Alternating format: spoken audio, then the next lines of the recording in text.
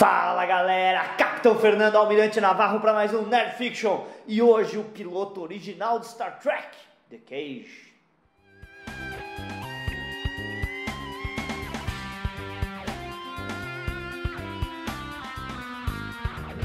Muito bem, pessoal, hoje estamos no dia 4 de maio de 2022 e amanhã estreia nos Estados Unidos The Cage. Opa, não é The Cage, é Strange New Worlds. A nova série do Capitão Pike. Agora você fala, pô, mas o que tem a ver isso com The Cage, cara? The Cage é a origem de Jornada nas Estrelas, tá bom? Origem total. Total, é a base, é a raiz de Jornada nas Estrelas. E o capitão da Enterprise no The Cage, que foi produzido por volta de 1964, daqui a pouco a gente dá os dados, o capitão era o senhor Christopher Pike. O mesmo que vai agora, ser o capitão da série que deveria chamar série do Capitão Pike. Mas é Strange New Worlds. Você tem Star Trek Picard, porque não pode ter Star Trek Pike, né? Mas eu adoraria Star Trek Pike. Mas tudo bem, né? Bem, gente, então, ó, como tá chegando a série, a gente normalmente não faz review de episódio de Star Trek, mas isso não é um episódio de Star Trek. Para começar, é praticamente um filme isso aqui. Bem, na verdade, a Desilu, que foi a produtora original do The Cage, falou pro Gene, produza um piloto de uma série com pelo menos 90 minutos, porque se der errado, a gente tem um filme para passar. Foi essa a jogada. O Gene falou, eu produzo, e foi o que aconteceu. Mas vamos lá, Luiz, dá a linha temporal da brincadeira. Olha, vamos lá. A série foi proposta pelo Gene Roddenberry em 11 de março de 1964. Isso. Tá? Ele criou um super esboço já no dia 25 de junho, quando falaram, vai aí, faz o esboço. E aí o esboço final foi no dia... Bem, foi por volta de junho, no final de junho de 64. Tá? Ele fez rapidinho, em um mês ele escreveu esse episódio, tá?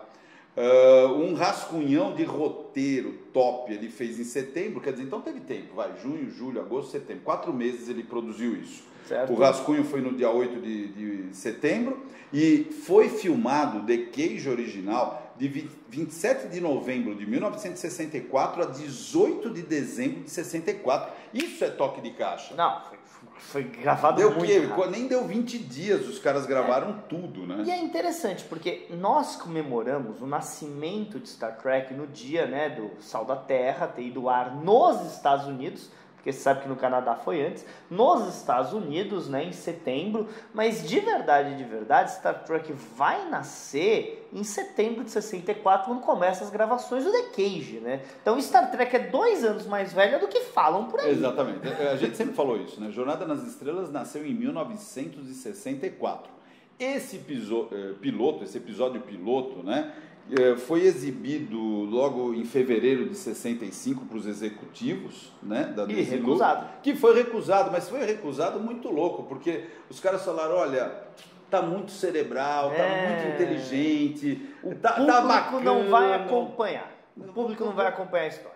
Refaz isso aí, foi o que falaram pra ele. Foi a primeira, se eu não me engano, foi a primeira série na história a ter um segundo piloto feito. Hoje em dia é normal, Big Bang Theory teve isso e tal, mas na época, ou você cansava ou eles falaram, olha, não tá legal, eles deram um monte de exigências, depois a gente coloca, mas dá pra...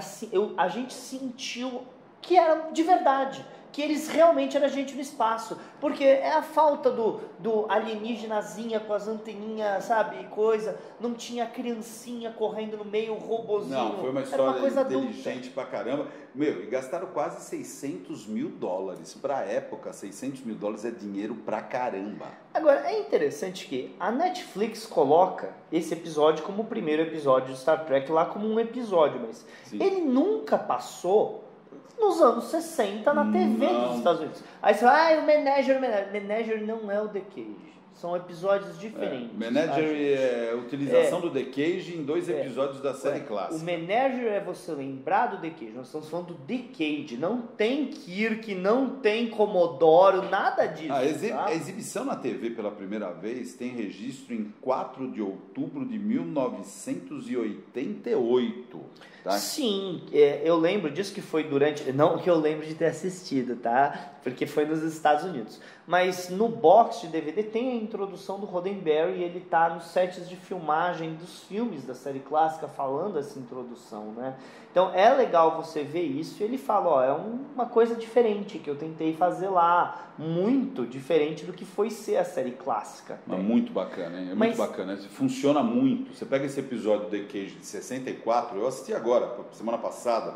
Cara, que gostoso assistir aquilo. Eu sinto que pra geração de hoje, que não presta atenção, porque eles assistem assim, ó.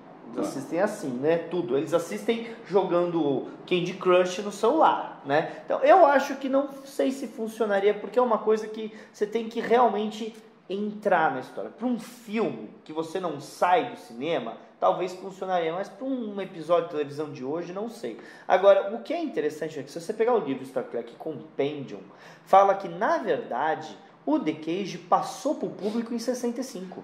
Foi numa convenção de ficção científica, não lembro qual o nome da convenção.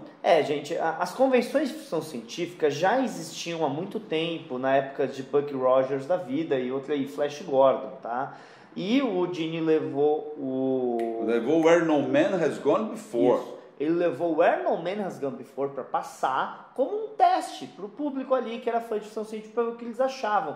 Quando ele estava começando a produzir a primeira temporada. Que, diga-se de passagem, é um belo episódio. Não, eu gosto muito do Where No Man. E o pessoal que estava lá falou, meu, o que é isso? Você tem mais disso? Foi aplaudido em pé, o pessoal amou.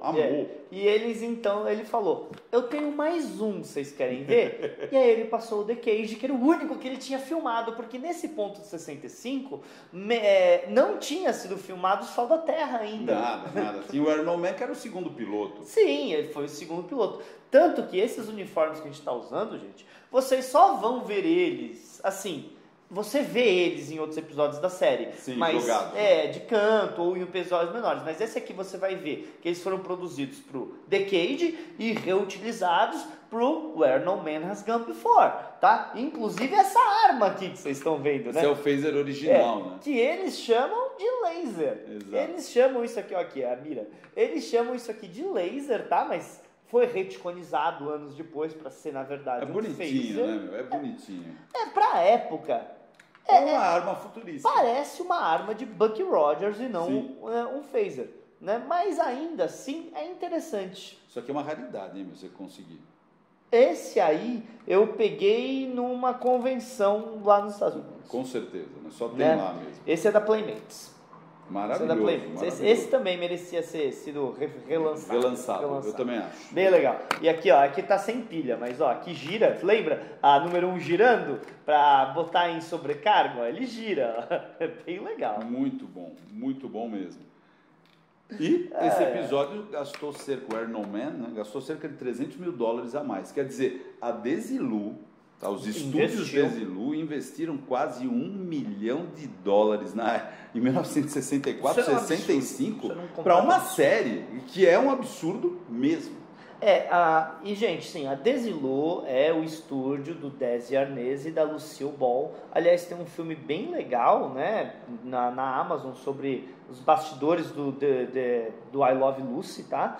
Nessa época, aqui nos anos 60, eles já tinham tido os problemas de crise de casamento deles e tal, mas foi a Desilu, da I Love Lucy, um dos maiores sitcoms de todos os tempos. Você pode ficar com seus friends da vida o quanto você quiser. I Love Lucy é um dos maiores sitcoms de todos os tempos e é meio que imbatível, tá? E foi essa galera que acreditou. A Paramount só vai entrar na jogada de verdade lá pela terceira temporada. Diz a lenda que o Roddenberry sempre falou que a Lucy, né, na reunião para aprovação de Lucille Ball, conhecidíssima, recebeu o roteiro na mão, né, do The Cage, e ela uma vez declarou que ela nunca havia lido o roteiro. Sacanagem, né? Sacanagem. Assim, receber na mão e ler são coisas diferentes, né? Vamos falar a verdade. Mas assim... tem muita gente que quer reescrever a história, falando que mulheres só tiveram importância nos últimos 10 anos. A Lucille Ball, numa época de extremo preconceito, era uma das pessoas, não estou falando das mulheres, são das pessoas mais importantes de Hollywood. E isso em plenos anos 60. Essa mulher era fantástica, maravilhosa. No início dos anos 70, a gente já falou da Mary Tyler Moore Mary também, Tyler que era Moore. explodia. Foram 7 a 8 anos de série lá, fantástica. E a gente vai ter, eventualmente a gente fala de outras mulheres importantes como da DC ou da Jerry Taylor, mas, gente, a Lucille Ball, nos anos 50, já era uma das pessoas mais poderosas de Hollywood. E isso que negaram, não queriam deixar ela ser a Lucy, cara. Não queriam deixar. Falando que ela era muito velha, mas tudo bem, vamos voltar para o virou a Lucy Show, The Lucy Show. The Lucy Show foi um programa que teve depois do I Love Lucy, né? Tudo bem? Que era a Lucy e a Ethel juntas. Inclusive foi daí que eles tiraram o Matt Jeffries. O Matt Jeffries foi o diretor do The Cage. Vamos voltar ao The Cage aqui. Diretor de arte. Porque o diretor geral mesmo foi o Robert Butler. O Matt Jeffries é quem desenhou a Enterprise original e ele era o diretor de arte. Então, tudo que vem do desenho original da série clássica a gente vai chamar de coisa do Matt Jeffries. Ele mexeu com a nave também. Isso. Né? E ele foi bem homenageado. Por quê? Porque em Star Trek você tem o Jeffries Tubes, que seriam os tubos Jeffries, e depois quando veio o Enterprise, no episódio que o Trip está lembrando da NX Alpha, lembra? E que ele fala que ele era da equipe do Capitão Jeffries. Que então quem teria desenhado o projeto NX, eu sei que o motor foi o pai do Archer, mas quem desenhou a nave foi o Matt Jeffries na série e na vida real. Olha que coisa linda. Muito legal. Então nós temos... como é legal brincar com o cano. Nós temos um diretor de arte ótimo, que é o Matt Jeffries, ele é lenda, tá? Depois nós temos também um super diretor, quem dirigiu o episódio inteiro foi o Robert Butler. O Robert Butler já tinha trabalhado em Hogan's Heroes, que é Guerra Sombra e Água Fresca aqui no Brasil. Uma série que, se você conseguir assistir ainda hoje, funciona. Tá? É uma comédia sobre a Segunda Guerra, se ninguém mexer com política na história, é só uma comédia. O Fugitivo, super sério. Famoso.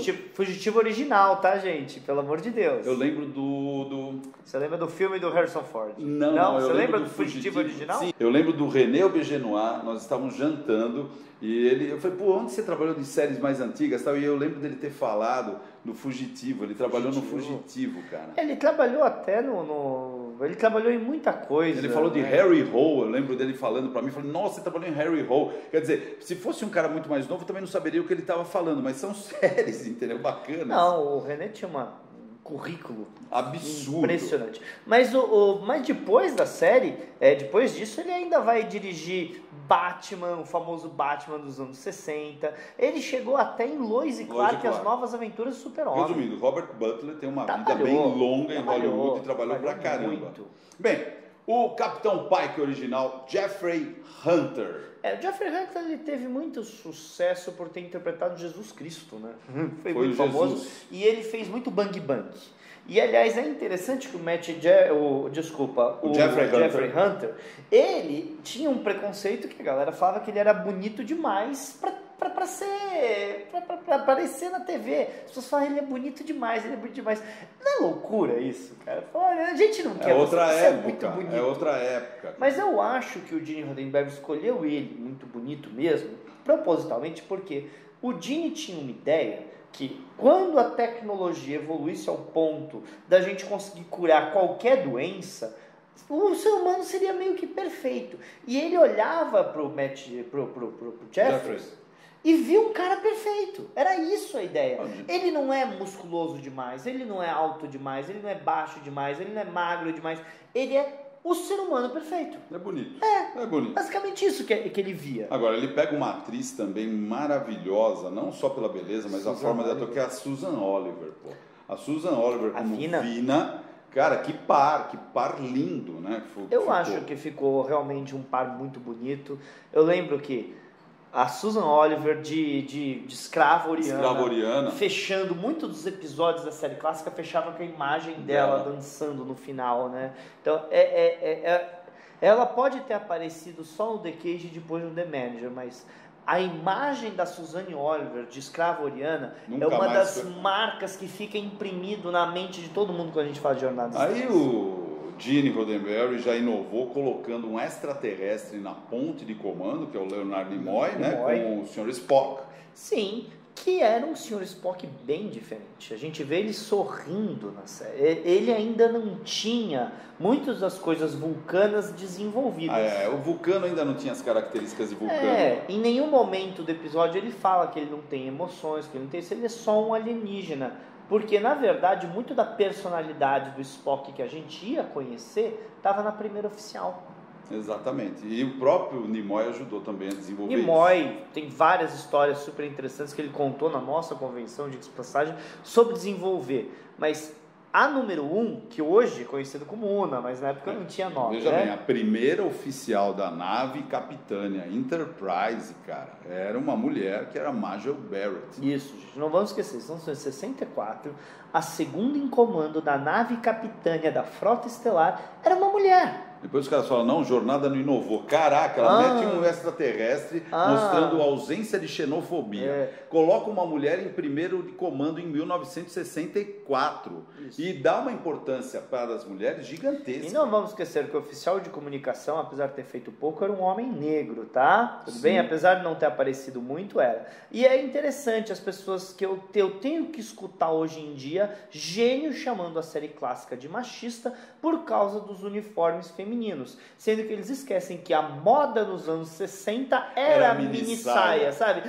Esses gênios, esses reescritores históricos que olham com um olhinho de 2022 uma coisa filmada em 64 e querem achar que entendem qualquer coisa. Eu lembro disso, que eu era menino, a mini saia era moda total. As mulheres conquistaram o direito de usar mini saia. Parece. Eu já escutei gente banalização. Que foi uma imposição dos estúdios colocar mini saia. Não, gente, não foi o contrário. Foi uma luta, as mulheres lutaram para poder mostrar as pernas, porque os homens não queriam que elas mostrassem. Não é machismo, coisa não, foi feminismo.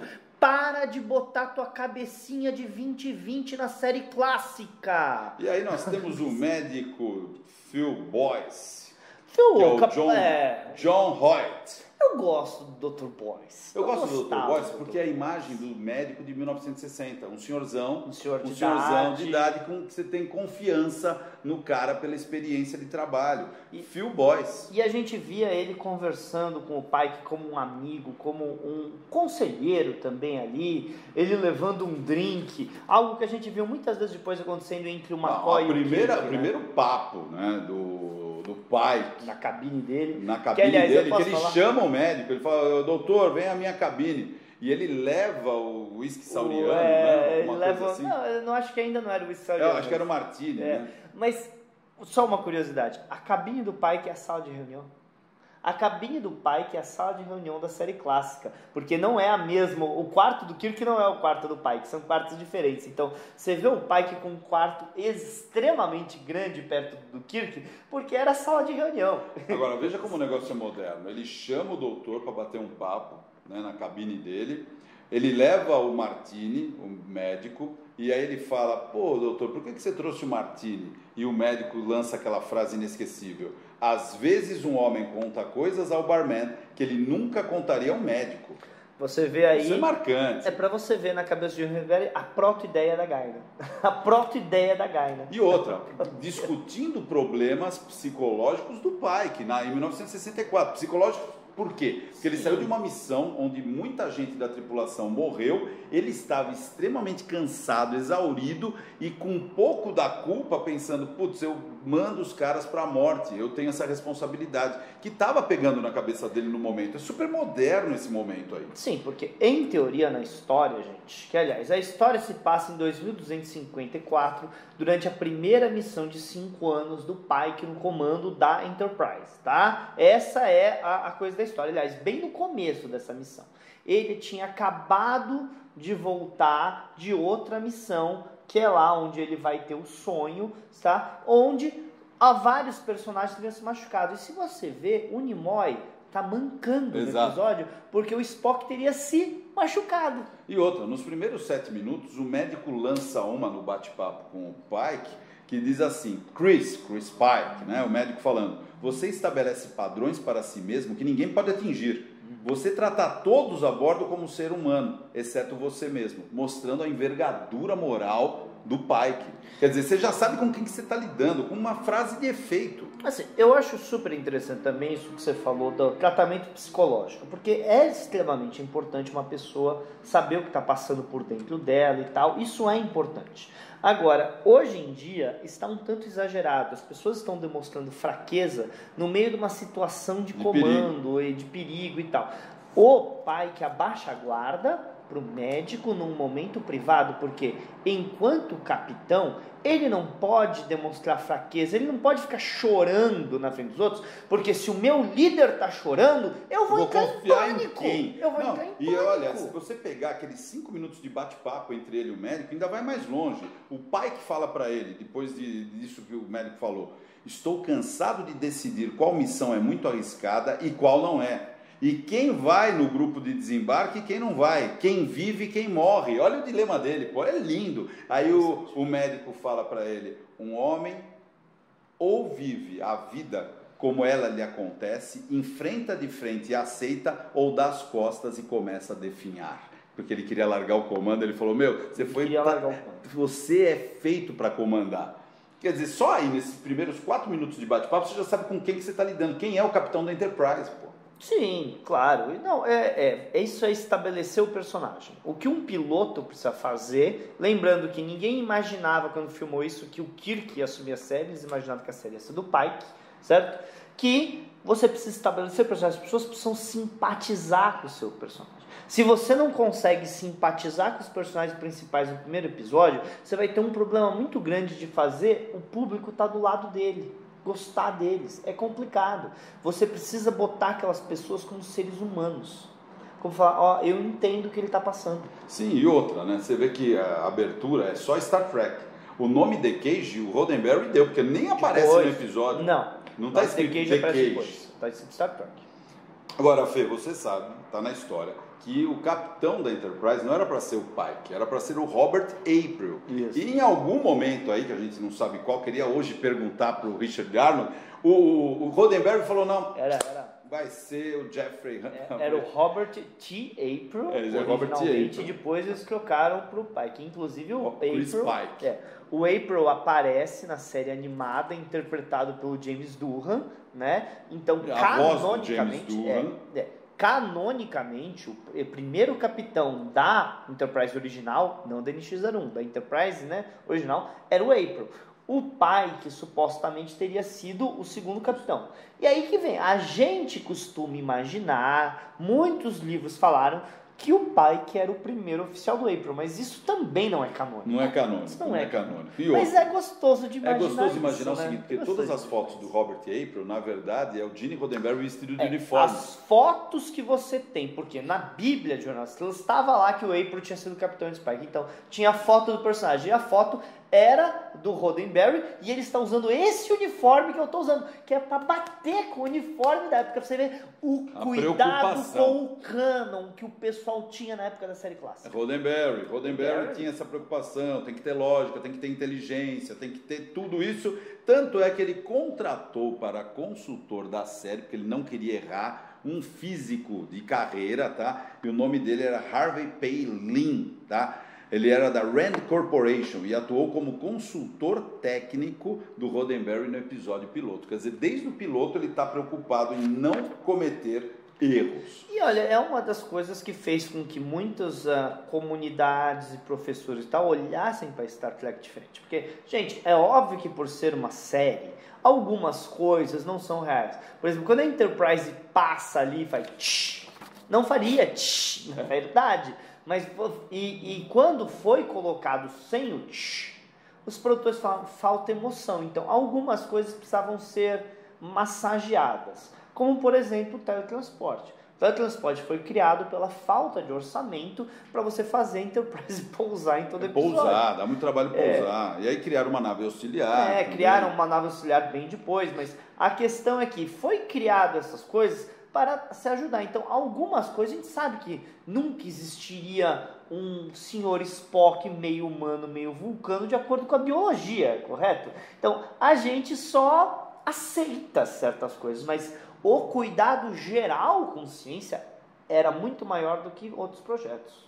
Agora, voltando a um assunto da Susan Oliver Susan como Oliver. Oriana, escrava Certo. de Orion, aquela pessoa verde. Você sabe que a primeira pessoa que se vestiu de Oriana, Marjorie. que se vestiu ou se pintou, foi a Marjorie Barrett. Essa história é fantástica, gente, porque eles tinham que fazer teste para ver como ia ficar a maquiagem. Quem tá aí? Ah, tá A Marjorie tá aí, né? É. O pessoal conhecia e era mais barata do que a Susan Oliver. Né? Então, pinta a Marjorie. Pintaram a Marjorie, filmaram, vamos ver como é que fica no filme. Não aparece. Ficou normal, ficou branca. Ficou normal, tô com a pele Ficou branca, rosada. com o cabelo Aí rosado. fizeram isso cerca de 8 vezes. Foram várias vezes, eu não lembro quantas E aí sabe o que aconteceu? Eles descobriram que o pessoal que estava lá na revelação. equipe de maquiagem revelação, na revelação do negócio, eles estavam contornando, Corrigindo. descolorindo o verde porque sabiam que ela deveria ser de pele rosa. Ninguém avisou os caras. Chegava pra eles aquele negócio verde, faz, devem ter usado uma lâmpada errada, vão lá e corrigiu a cor.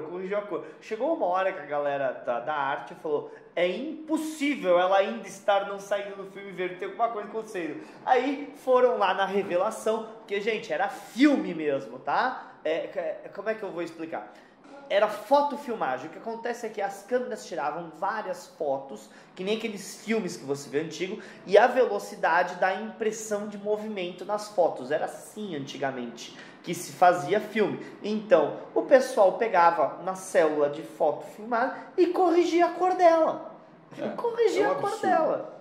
Agora, sabe aquele negócio que ele custou $600 mil o episódio? Ele era para custar 500 mil. Ele estourou em $100 mil o orçamento Roddenberry. Os caras ficaram loucos com ele. Olha, eu lembro que a orelha do Nimoy, quando ficou pronto e colocaram, eu não lembro quem foi o produtor, gente, desculpa, faz alguns anos que eu li essas histórias, mas basicamente o que eles falaram? Eles falaram, isso ficou uma merda, ele não ficou bom, e aí pegaram e pagaram, alguém pagou do bolso para fazer uma orelha decente, porque não estava no orçamento. O Spock não era um personagem tão importante para a história assim, se você for ver. E você sabe que eles contrataram uma empresa para esse episódio chamado Howard Anderson Company para os efeitos ópticos, que não era chamado efeitos visuais ainda. Sim. Eram os efeitos ópticos, quer dizer, investiram uma grana. Sim, que a gente está falando do transporte, do tiro do laser, do canhão gigantesco, né, que eles colocaram lá. Quem construiu a Enterprise foi Richard Denting, que construiu a maquete. Construiu a maquete. Também gastaram uma fortuna nessa maquete, tá? E se vocês repararem, gente, a maquete, ela é bem diferente do que vai ser a Enterprise.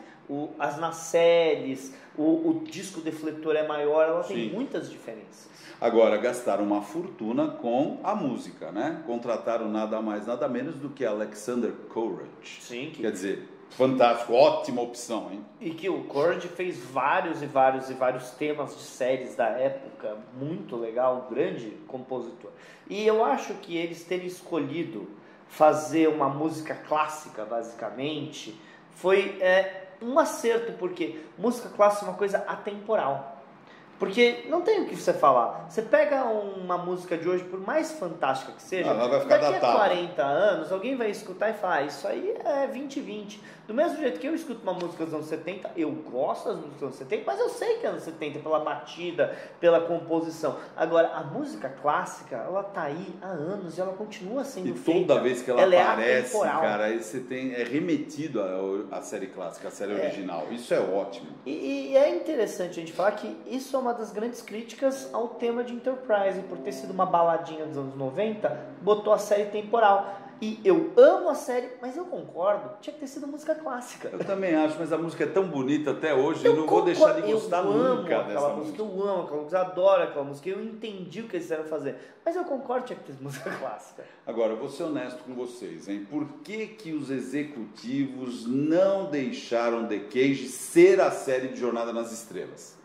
Teve dois grandes motivos. Spock com as orelhas, parecia o demônio. Sim. E o pessoal não queria, mas não queria de jeito nenhum demônio na ponte. Isso. Esse foi um problema grave, tanto que eles não queriam nem mais o ator. Eles falaram, não, pode trocar o ator, tira o Nimoy Não e tal. queria. E o Roddenberry brigou, falou, pô, ele é um alienígena e tal, nós temos que manter o cara. E o Roddenberry gostava muito do Nimoy, eles tinham trabalhado juntos na série The Lieutenant. Né? Aliás, não foi o único que trabalhou com o Gene antes de Star Trek, tá? A Nichelle também trabalhou no Lieutenant. E sabe outra coisa que atrapalhou, vocês podem não acreditar e hoje reclamar? Os executivos lá falaram assim, poxa, uma mulher como primeiro oficial, cara, não pega bem, não é legal. E aí puseram ela como enfermeira depois, né? Existe uma brincadeira que o Gene faz, mas que é meio que baseada na realidade. Quando eles foram fazer o segundo piloto, tinha toda a lista de exigências. E no topo da lista de exigências tira o cara que parece um demôniozinho e nada de mulher como primeiro oficial. Então isso estava nas exigências. Então ele tinha que lutar por alguma coisa. E o Gene fala, olha, eu tinha que escolher. Eu então decidi brigar pelo alienígena e casar com a coisa. Porque um outro jeito não ia funcionar para mim. Não ia funcionar para ele. E o pessoal da NBC, alguns anos depois que o Gene declarou essa história, eles negaram veementemente. Falaram, nós gostamos da ideia de ter uma mulher na ponte. Negaram veementemente, mas o Richard confirmou com todas as palavras que isso foi totalmente real. Então, mas na NBC, na história oficial deles, eles adoraram a ideia de ter uma mulher na ponte, sendo que, na verdade, eles odiaram a ideia. O Richard confirmou, inclusive eles fizeram testes de audiência, e que o teste de audiência, um dos pontos que foi extremamente criticado na época, nos anos 60, teste de audiência é o seguinte, gente, antes de uma série passar na TV, eles passam para grupos test screenings, para que eles ainda podem melhorar alguma coisa, arrumar na edição e ver, e pedem a opinião das pessoas. Então, os test screenings de Star Trek feitos na época criticaram e muito a Marjorie como a número 1, tá? E, gente, vocês querem fazer o quê? É o pensamento de 66. Agora, 64. E eles também colocaram que a Susan Oliver, de escravoriana, de verde, estava extremamente... a palavra dos caras estava muito preocupado com erotismo geral, porque estava dando uma sensação de erotização da série. Assim, a série clássica, a nova geração e principalmente Enterprise nunca foram puritanas. O que elas eram você tinha que dar um jeito de colocar como para todas as idades. Porque ficção científica tem grande público infanto-juvenil que assiste. Sempre teve e ouso falar que sempre vai ter. Então, se você exagera na mão, é complicado. Agora, os padrões dos anos 60 eram muito mais severos. Mais severos do que... Muito mais severos, tá? Bem, eu acho que a gente podia terminar esse nosso bate-papo colocando o que você achou da série, né, do episódio The Cage, quando você assistiu, e eu também colocando e a gente fechando. É só para colocar, gente, ó. O episódio é muito simples em termos de estrutura, tá? Você tem a missão indo até o planeta, Talos que vem 4. a missão de socorro, tudo bem, que é o famoso primeiro ato. O segundo ato é o Pike preso, certo? Passando pelos testes mentais dos talosianos, que tem superpoderes, né? Mentais, de ilusão. Tá? E o terceiro ato é a fuga, né? A fuga que se resolve que você tem que descobrir alguma coisa importante. Então essa estrutura é uma estrutura simples, mas a atuação, a parte do coisa e a revelação de que, na verdade, eles não estavam lá para estarem em um zoológico de criaturas. A esperança dos talosianos é que o Pike e a Vina fossem basicamente reconstruir o mundo deles, como Adão e Eva. Então era uma analogia a Adão e Eva. Então, funciona para mim, na época, funcionou para mim por causa de começar a entender a analogia que eles fizeram. Porque você pega histórias que nós conhecemos de cor e salteado, como o menino que grita lobo, como o rei Midas, como o Salomão, o rei sábio, e adapta para uma história espacial com personagens de carne e osso. E aqueles temas universais de bem contra o mal, de segurar a pessoa contra a vontade dela. Jornada do herói do Pike, que foi muito bem mostrada. Por mais que seja uma existência extremamente agradável e seja o melhor para ele, a pessoa tem que ter o controle das decisões da vida. E essa que é a questão. De verdade, quem não quer viver num lugar que tudo que você pensa acontece, mas cadê o desafio?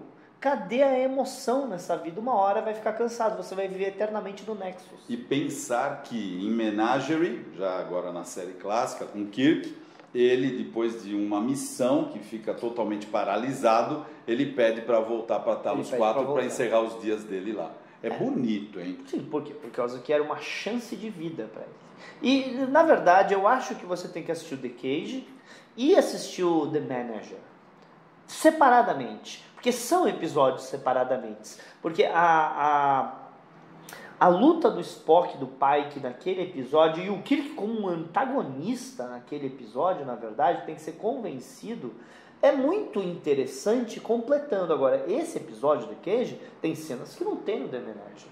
Tem cenas, por exemplo, da Enterprise tentando fugir sob o comando do Spock. O alienígena senta na cadeira e comanda. Uma das coisas que eu sempre fiquei bravo com aquele episódio chamado O Primeiro Comando, ser o primeiro comando do Spock, não. Ele comandou a Enterprise The Cage, que eu vi, tá? Mas tudo bem? Tá. Faz uma coisa muito bonita, assim. Eu não assisto The Cage há muitos anos, pra falar a verdade. Não é bom. Eu assisti semana passada, muito bom, muito bom, passa bem. Mesmo porque eu tenho aquela visão nostálgica, né? Isso é um problema. Aí, veja, eu estou passando o que eu assisti quando era moleque, então me fez remeter a um período legal. Então eu gostei do episódio, não achei ruim. Agora, se você quer também se atualizar, é o que você falou, pega o The Cage, tá na Netflix. Assisto. Você pega o Menagerie, primeira temporada da série clássica, tá na Netflix.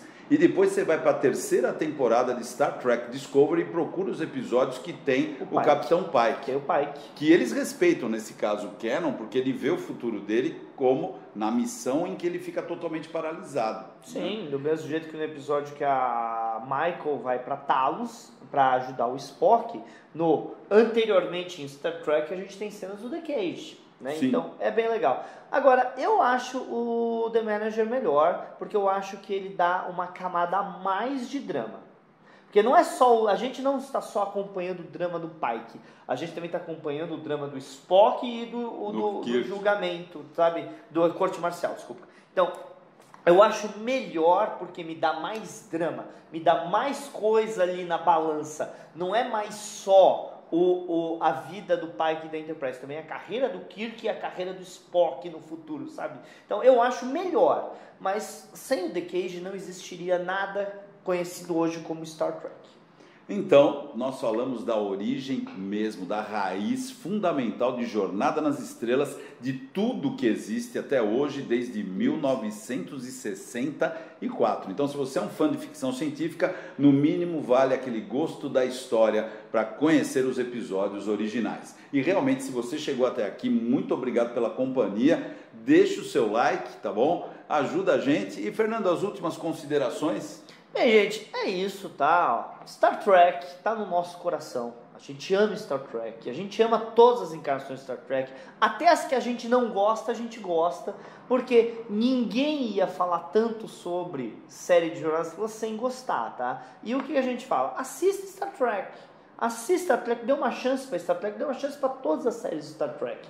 Abra seu coração. E ó, você não é obrigado a gostar. Você pode achar que o The Cage tá ultrapassado, não tem problema, mas dá uma chance, tá? Ninguém é obrigado a gostar de nada que mandam você gostar, e ninguém é obrigado a desgostar de nada que mandam. Você tem que comandar a sua vida, como o pai que comandou a vida dele no final do episódio. Muito bacana, então vemos vocês na próxima semana. Tchau, tchau. Falou, galera!